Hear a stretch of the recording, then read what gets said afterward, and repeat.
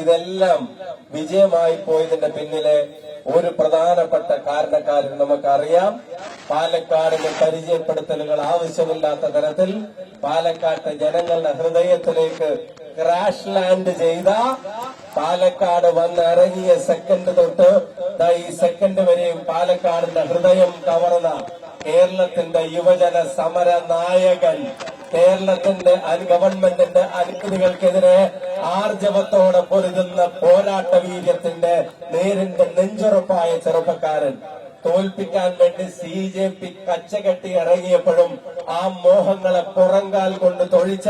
പാലക്കാടിന്റെ അഭിമാനമായി മാറിയ, ഇനി ഒരു കാര്യം കൂടെ, പാലക്കാടിന്റെ ചരിത്രത്തിൽ ഒരാൾക്കും ഇത്ര ഭൂരിപക്ഷം പാലക്കാടിന്റെ മണ്ണിൽ നിന്ന് ഇതുവരെ കിട്ടിയിട്ടില്ല. 18,840 വോട്ടിന്റെ ഭൂരിപക്ഷത്തിൽ പാലക്കാട്ടെ സാധാരണക്കാരന് വേണ്ടി കേരളത്തിന്റെ നിയമസഭയിലേക്ക് തെരഞ്ഞെടുക്കപ്പെട്ട രാഹുൽ മാങ്കൂട്ടത്തിൽ എന്ന സ്ഥാനാർത്ഥി, എന്ന സാരഥി, പാലക്കാടിന്റെ MLA,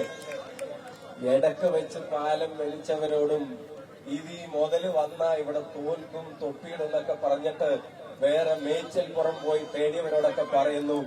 ഇവിടെ കൊണ്ടിറക്കിയത് തോക്കാനല്ലളി, ജയിക്കാൻ വേണ്ടി തന്നെയാണ് എന്നുള്ളത്